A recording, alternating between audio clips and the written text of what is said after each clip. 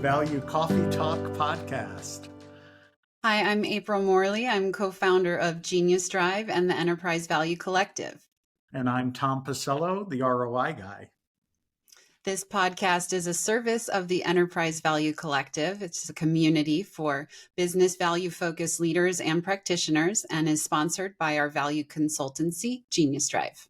And our mission is to help accelerate and optimize value articulation in each of your customer engagements and throughout your customer lifecycle. And to talk about that today, we've got Bill Liebler. He's the Director of Value Management for NetSuite Oracle and a veteran business unit partner and sales leader. We'll be covering the topic of the language of value. Welcome, Bill. Thank you very much, April and Tom. Looking forward to today's session. Awesome. So Yeah, the first question is, joining us. what the heck is the language of value? What is that to you? Yeah, I love that question. And I think because I think the first aspect of the language of value is questions. If you can't articulate good questions, ask good open-ended questions, because I view it as our role is to really help discover our prospects' key whys. Why are they going to buy? Why would they buy now? And the way we do that is first by asking questions, and then second, the language of silence, listening to their responses, really being able to let them talk for a while. And then as they're talking, capture the key elements of what they're bringing up so that then you can start to peel back the layers around their why. And obviously, if you have multiple folks on a value discovery call or anytime you're engaging with the customer, you'll find that different folks have different whys, but there's bound to be a key one that is going to drive their decision to move forward or not. So I think those are the first two, and we can hit on some more as we move forward.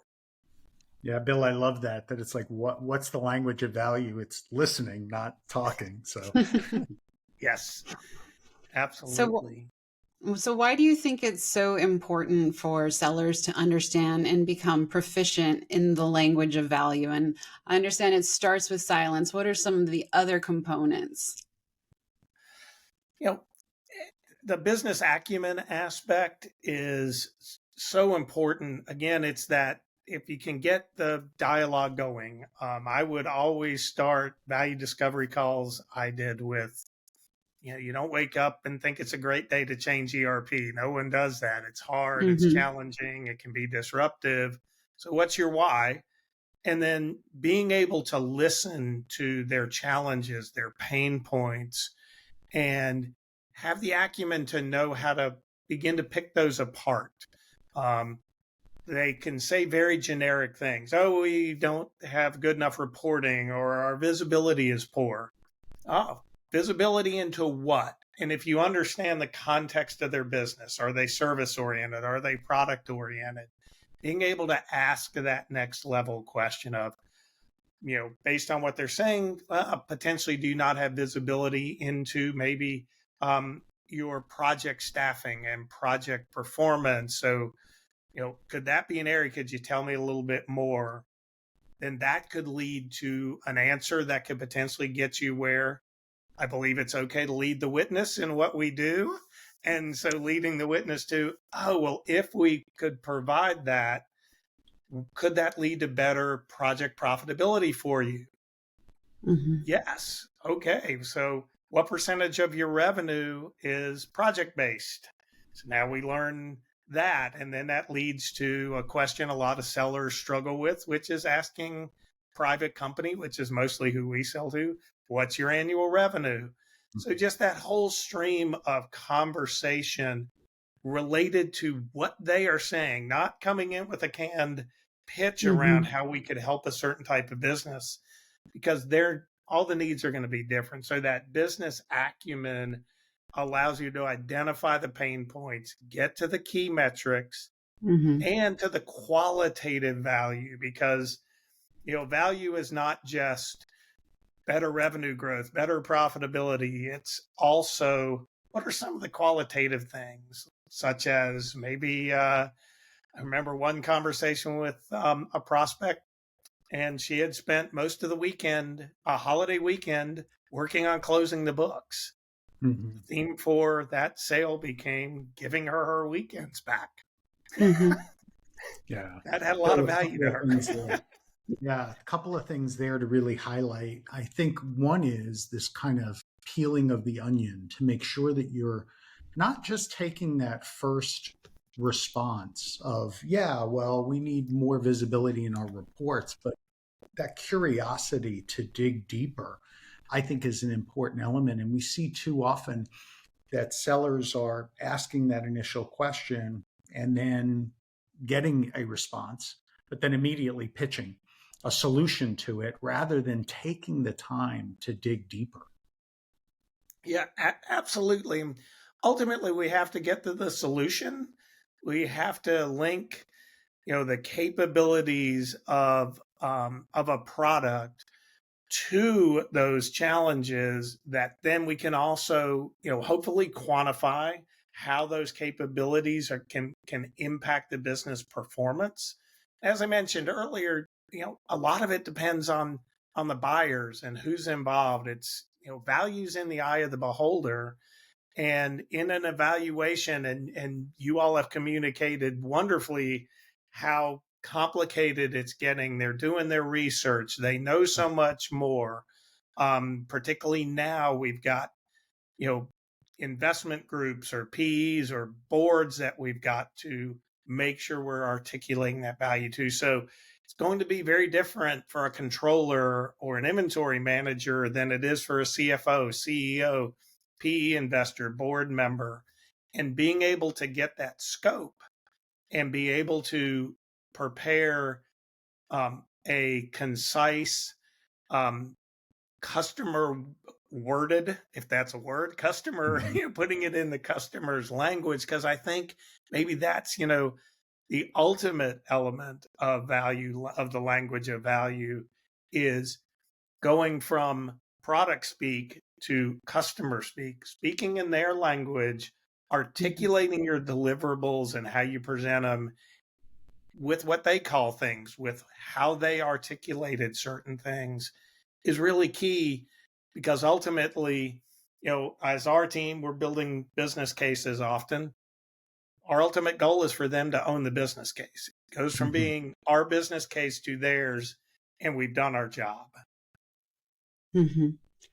Yeah, it's a really good point about kind of going a couple of layers into the conversation to better understand the customer's challenges, the quantifiers, the qualifiers. Um, One of the things I've heard in the field is just this kind of concern, like if I go and ask a question and the customer comes back and says, I don't know, or they respond negatively to the questions, like how can you really coach, people in the field who are practicing this when they're going to find themselves in a situation where they don't know what the next right question is, or they're getting resistance from the customer? Yeah, that's certainly have seen that. I think, those two aspects, if they don't know, um, it often really opens the door to simply be able to ask them, would you be able to, find that out? We'd be happy to send an email with a couple of the questions that may help you go to the right person and get the answer. So kind of take them off the spot a little bit, Mm-hmm. of needing to go find out. Also, a great qualifier. Are they interested enough to go do a little bit of work to find it out? The non-responsive ones, again, uh, I think you have to go back to that open-ended question of kind of, in essence, why are we here? Why are we having this conversation? If they're reluctant to talk about their business, it makes me wonder, are they really qualified as a Mm-hmm. prospect? And I agree, Bill. one of the guidance we have for sellers is use these questions and do this digging to help you qualify. One of the folks I work closely with, her tagline is, let's make sure we're working winnable deals. Mhm. Mhm. And if they're not going to open up a little bit on what their why is, what they see the impact of a solution being, whether it's an ERP like NetSuite, or it's a CRM, or it's a new AI product that helps them do something, um, they may just be kicking tires, or you may just be column fodder. So at times you got to take a step back and say, if they're not going to work with us to help uncover the value, then maybe we really don't have a prospect. Now, Bill, one of the things you did was to help sellers in this. You created I think you call it the Buzzwords program. Can you share a Yes. little bit with us what that was about and the impact? Yeah, absolutely. So one of our fairly new folks over in the UK, she happened to be a customer.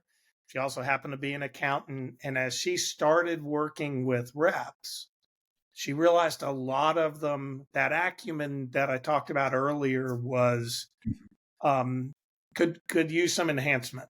And um, she put together initially just a list of buzzwords, and we picked up on that. Thought this is a great idea. We built that out, and then began to share it among the sellers. And the idea was, if you hear something like, um, oh, it takes us too long to get information to senior management at month end. Okay, that's a signal. Dig in on, well, how long is it taking you to close the books? What are your challenges around that?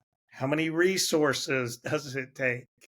Um, what would it mean if you could deliver that in, you're saying it's 16 days today. What would it mean if you could deliver that in 5? So we give a couple of questions that, when they hear certain words, are triggers for them to go back to that first statement of the open-ended questions to help them dig through that. And as we look across businesses, we get, there are so many new hybrid businesses, is what I'm calling them. They're a mix of service and product, or product and service. And so folks that have been used to selling into a certain industry now all of a sudden need to be more aware of, oh wait, you're a project-based business, but you have inventory.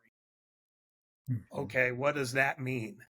What does it mean to be able to do order fulfillment now? And just those kind of buzzwords, just really, the idea was just help them have a cheat sheet to feel more comfortable.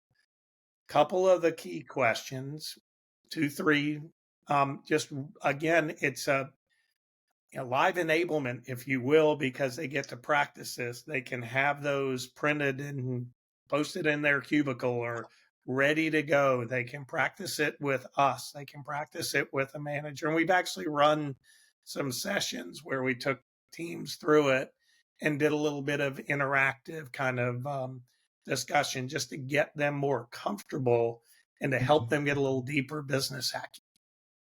Yeah, I think teaching them how to peel that onion is important where, if a customer answers a certain way, that they are then curious about the time it takes, or the resources involved, or the errors that occur, or the costs that are incurred with that, or the risks, or the opportunity missed. And there's a formula that you can run where you can run through the catalog of these, like, okay, I know now how to peel the onion on that. I think the other important thing is that values in the eye of the beholder is something that you mentioned, and something that we know is really important. A lot of times our sellers are meeting with and having to justify and deal with stakeholders who are new to them, and their personas that they might not know how they tick, right? So we have to do extra training and extra value enablement and sales enablement around these new personas. Yeah, absolutely. And that's kind of that point around the hybrid businesses. They may have Mhm. never talked to somebody who ran a warehouse, or Mhm. somebody who runs projects. And Tom, you just hit on a word that I was kind of remiss in the beginning around questions, is curiosity is, maybe the most important. it may not be the language, but it's the gut of, value of just being open to learn, whether it's before a call, during a call, after a call, looking and really digging in on what could I've done better or differently. Um, and it just wraps around all those other elements so nicely. So thank you for throwing that word onto the mix here. Yeah, so curiosity and then a desire for development as well, right? Going back and looking at how it went, what could be improved. And, change is hard. It takes time to learn a new skill. It can be challenging to get an entire organization on board. How has this been going for you, and have you faced any resistance? It's been going well. There are always teams that are more willing to embrace it, and a lot of that, quite frankly, comes from sales management. You're going to have sales managers and sales leaders that are real advocates for doing proper discovery, learning more, putting things into the context of the customer. Um, and those teams we've done a good bit of work with. They've really embraced the idea. They're seeing progress with their reps, just improving. Um, and it comes out in all kinds of ways. It comes out in forecast calls when, hey, so you're talking to Tom and April. Why are they going to buy? If Hmm. they're silent, you're like, okay, you got some homework to do. Whereas Yeah. if they say, oh, well, we've hit on these 3 or 4 key elements, um, and that's really what's driving it, and we've been able to address that both through the solution. Maybe they've worked with value management. Maybe they've used one of our tools to help present, the benefits case without Mhm. getting into ROI and all the deeper stuff we may need to do on certain deals, but really arming them with that. So I'd say it's gone well. It's this is an ongoing and Tom and I think have known each other now 20 years, so it's been an ongoing journey of inculcating value, selling, and this language of value, the thinking about it, and driving it throughout the sales cycle from an intro call all the way through to a pricing call. Let's not present price without telling them the value of what they're going to get for the price. So it's gone well with more, certainly plenty more work to do. And things have changed, so, and continue to evolve. And so we always need these new techniques that we're trying to get the sellers to learn. And then I think the ones that are the most willing to adapt to that are the ones that ultimately are the top performers. What's the one piece of advice you'd like to leave with our Enterprise Value Collective with today, Bill?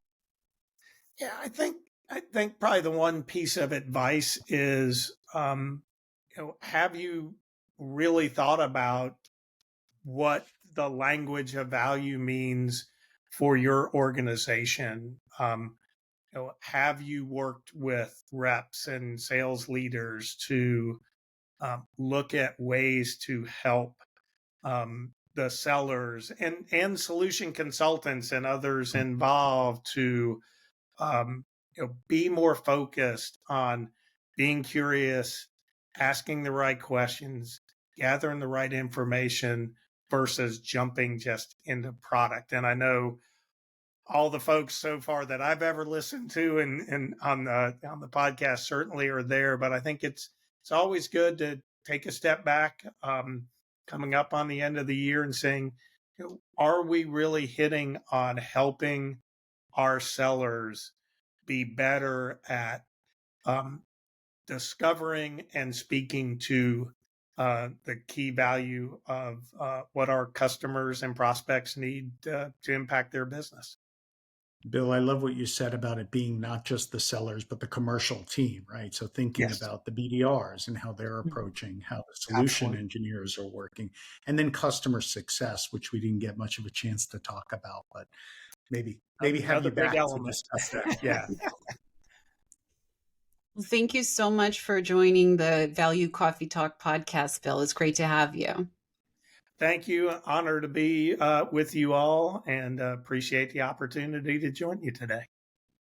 Thank you. So please sign up if you haven't done so yet to the Enterprise Value Collective on LinkedIn or on our geniusdrive.com website to stay in touch with the latest events, tools, insights, podcasts, and more. Hit subscribe so you can get notified proactively that a new episode has been published. We're publishing about one a week now. So we'd love to have you be notified on that, and hit the like button. Bill's looking for as many thumbs up as he can get always. So, and Bill, a big thumbs up to you. Thank you again for participating. Absolutely. Until next time, our Enterprise Value Collective, keep sharing and growing together.